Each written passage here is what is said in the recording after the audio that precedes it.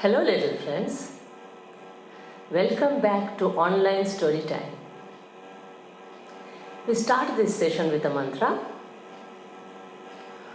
Om Sarve Bhavantu Sukhinah Sarve Santu Niramayah Sarve Bhadrani Pashyantu Ma Kaschid Dukkha Bhag Bhavet.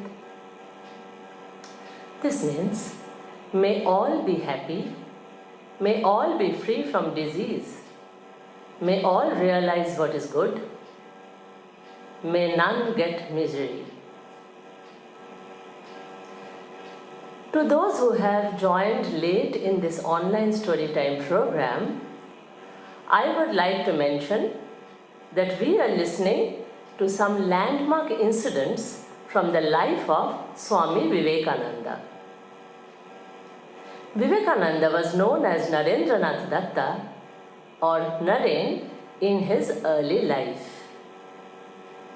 We have already heard incidents of his childhood and boyhood days.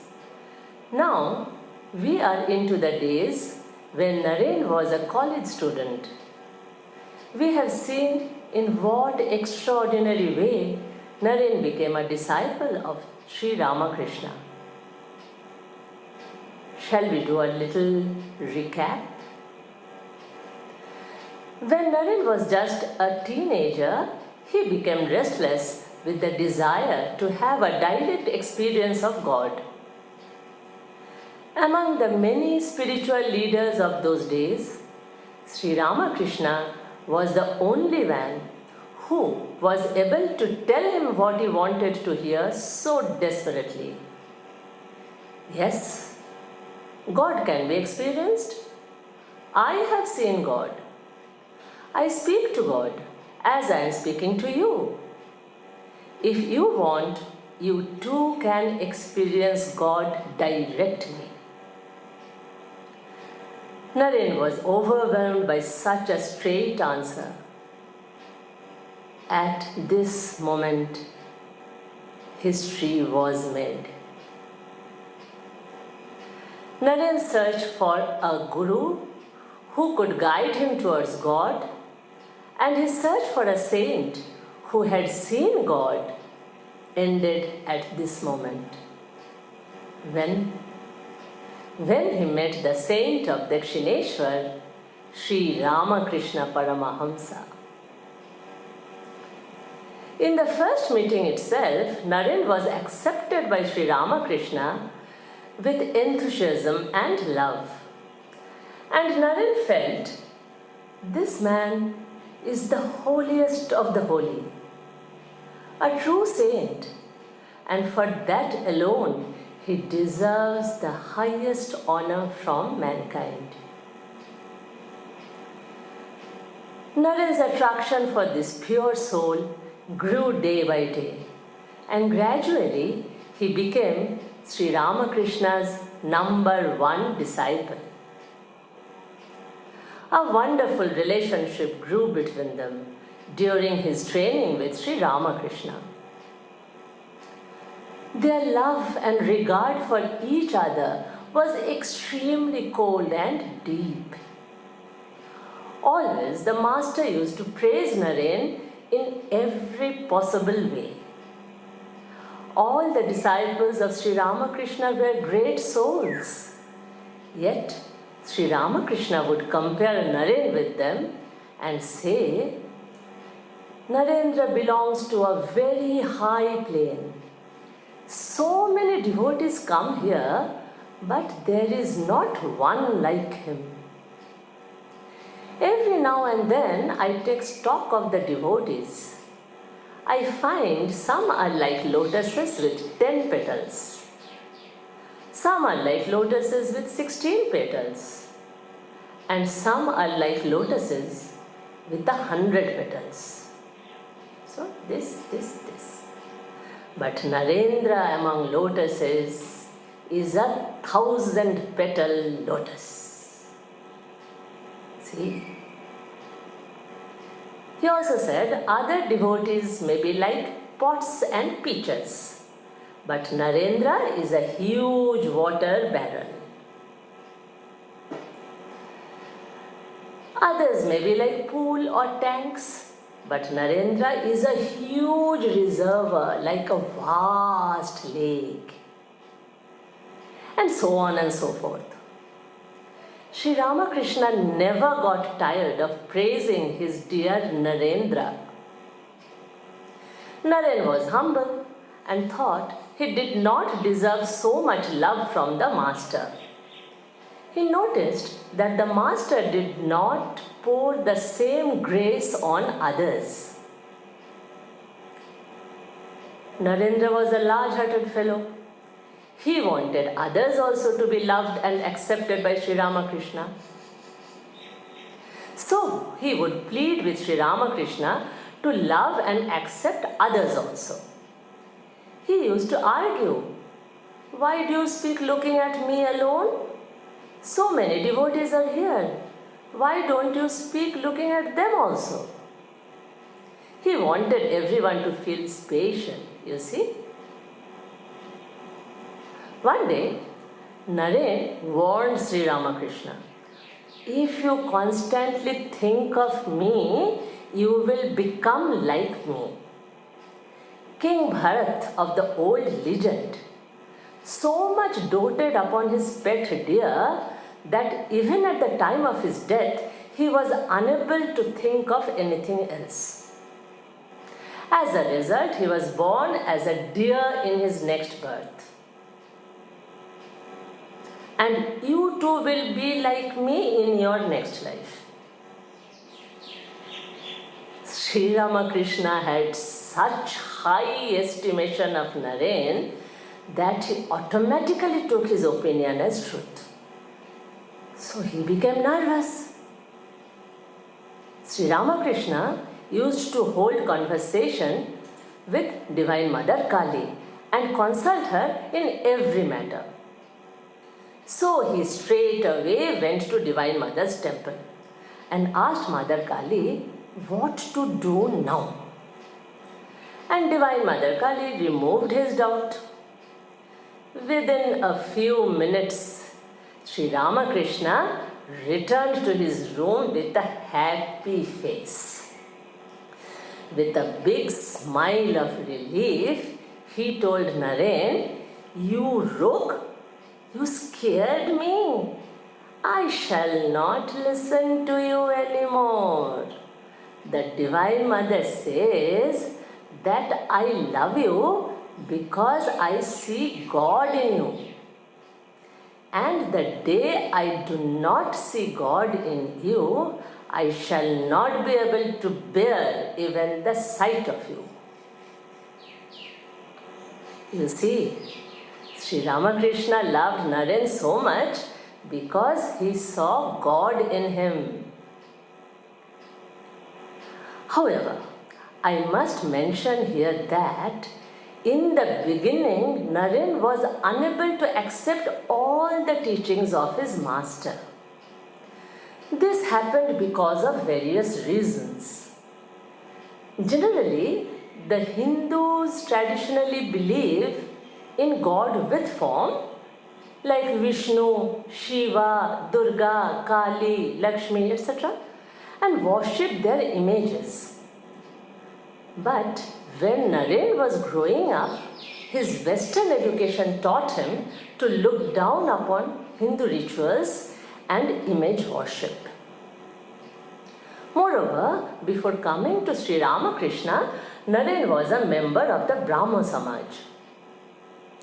The Brahmos were Western educated, and so they were influenced by the Christian ideas and believed in a formless God. They said that as God is everywhere, God does not have any specific form. So people used to debate and fight on this topic. God is with form and God is without form. In his childhood, Naren himself used to worship images of Rama, Sita and of Shiva with flowers. He used to meditate for a long time in front of these images of God. But by the time Naren came to Sri Ramakrishna, He was influenced by the Brahmos and was thoroughly convinced that image worship was a childish way of worshipping God, and therefore it was useless. He used to make fun of people who believed in God with form.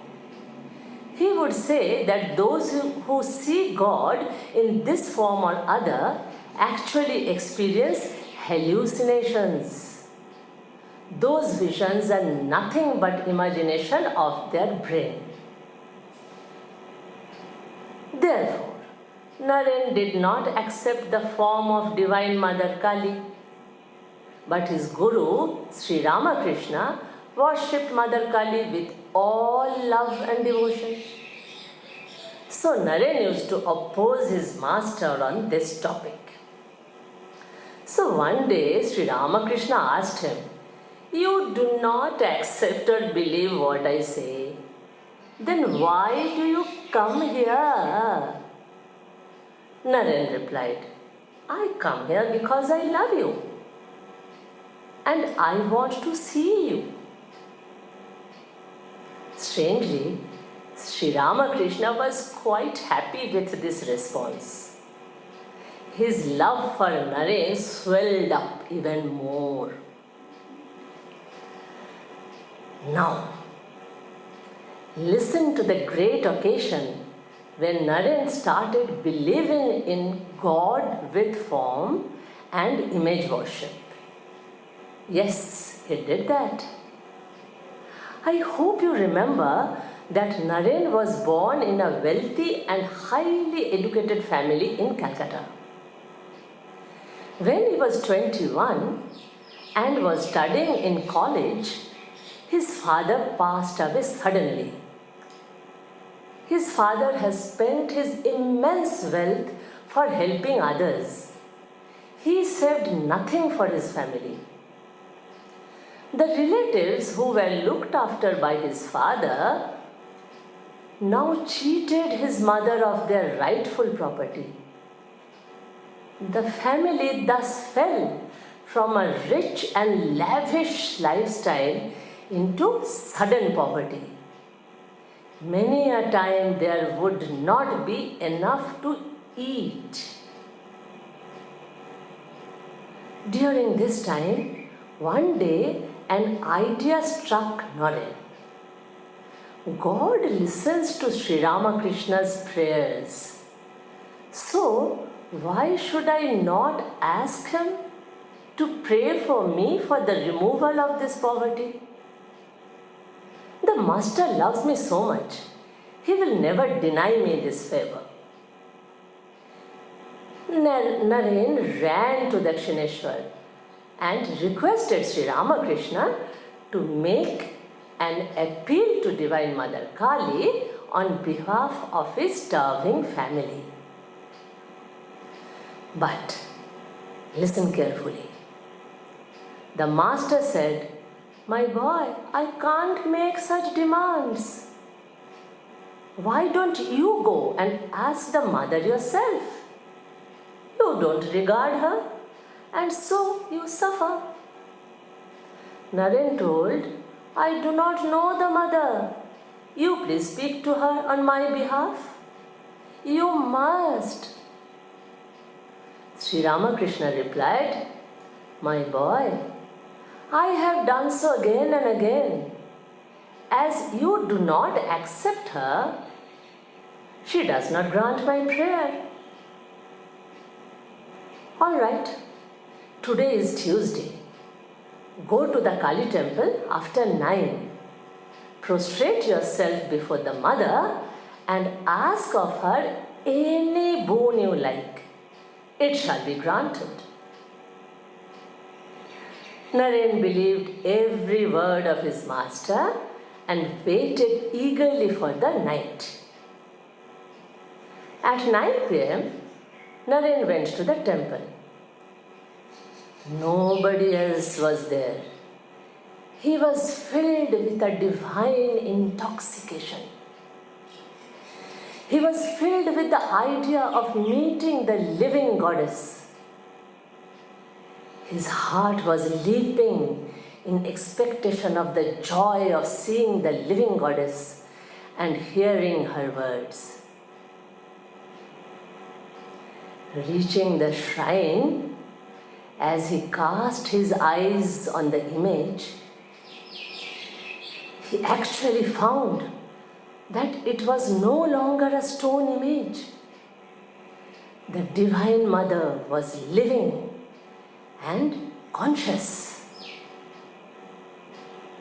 Naren was caught in a wave of devotion and love. He was thrilled with divine joy. He prostrated himself before the mother and prayed in Bengali, "Ma, Vivek dao, Boiragyo dao, Gyan dao, Bhakti dao, Ma." Dao means give. Mother, give me discretion, give me renunciation, give me knowledge, give me devotion, O Mother. He completely forgot why he had entered the temple. The world was forgotten as he faced the Divine Mother. Only the goddess shone in his heart and filled him with extreme calm and peace within.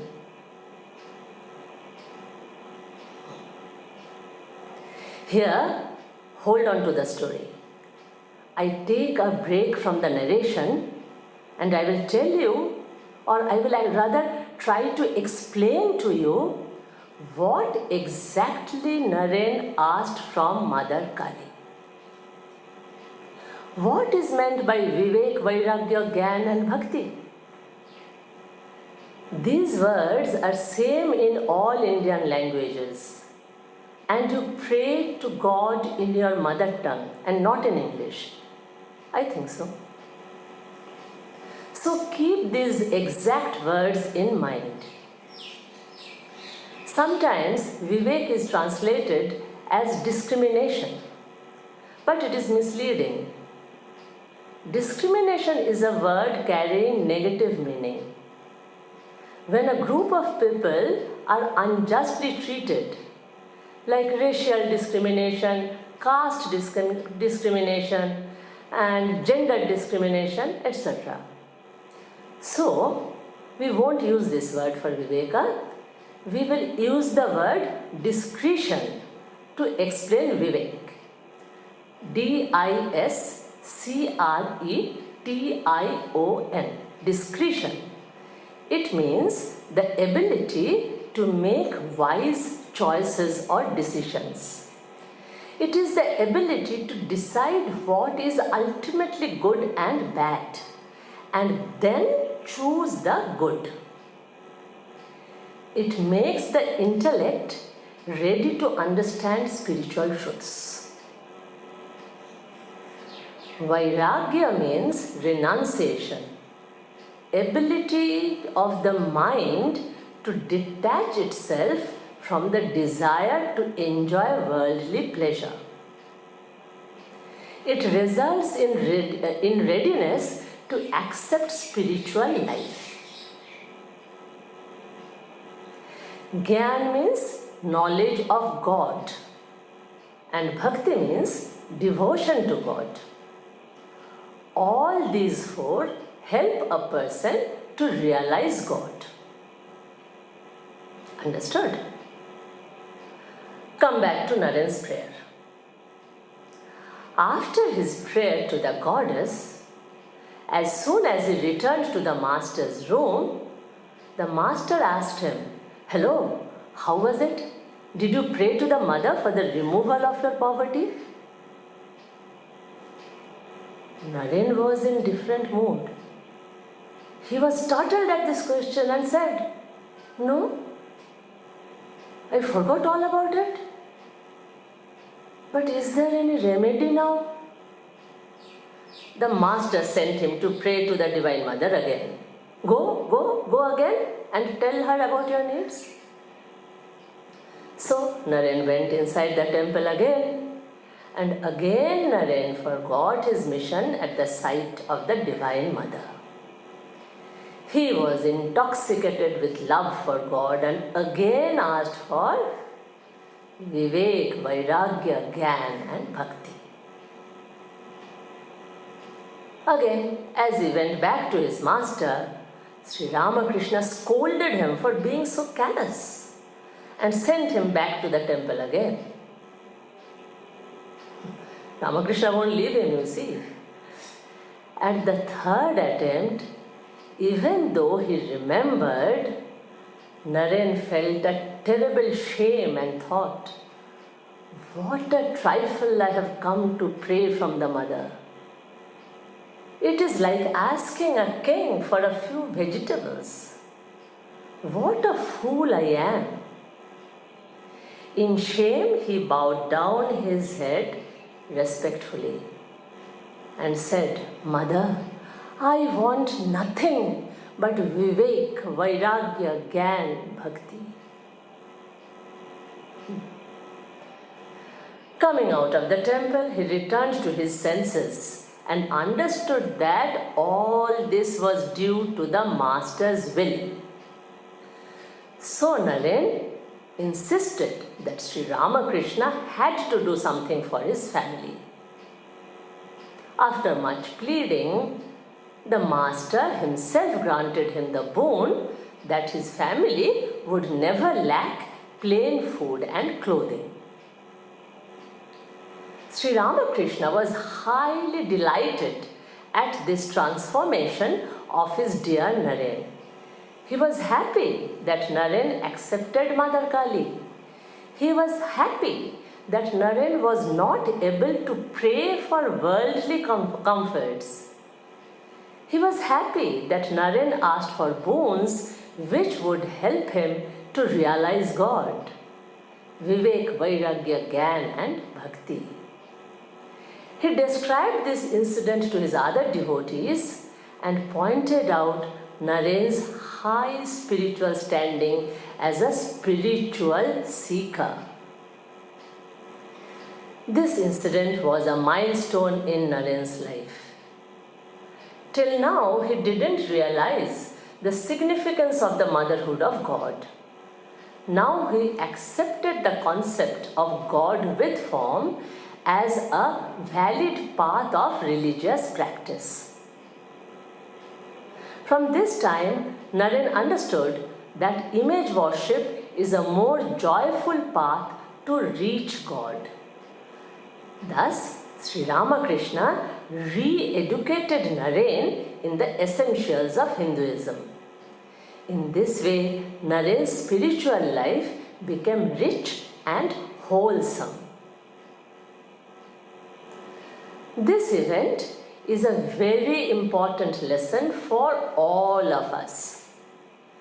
SriRamakrishna pointed out that if you want God to help you cross over some difficulty, you yourself have to pray to God. In this matter, you cannot pass on your obligation to others. You have to make God your own and then ask for boons. Another point is that as the master told Naren that whatever he asked God for would be granted, you can see that Naren was indeed filled with Vivek, Vairagya, Gyan and Bhakti. And so he was successful in attaining God, which was his desire all through his life. Similarly, when we are sincere and unselfish, God grants our prayers also. God listens to us. And most importantly, Naren taught us for what we should pray to God. For generations after generations in India, children have been taught by their mothers to follow Naren's prayer. We have grown up uttering this prayer, and till this day, every child of good families prays to God for Vivek, Vairagya, Gyan and Bhakti.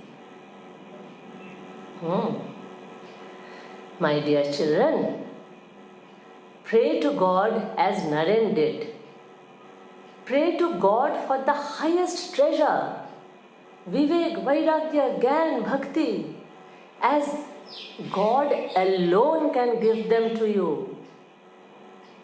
See, there is no point in asking God for better marks or rank or grades, or for not getting caught for something naughty you did, or to protect you from the bossy class monitor.